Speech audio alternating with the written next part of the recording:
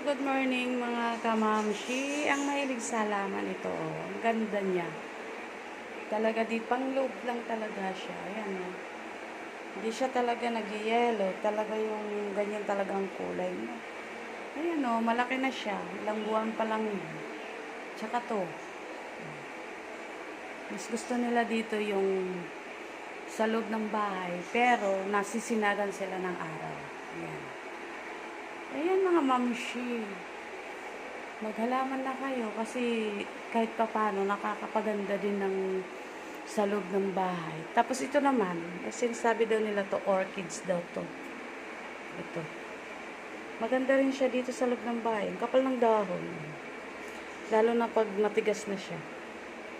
Kapal ng dahon. Tsaka to. Ito naman yung green. Green lang siya ito. Tapos ito naman yellow. Kaso dahil nasa loob siya ng bahay, hindi siya yellow, green din. Ayan. Ayan na.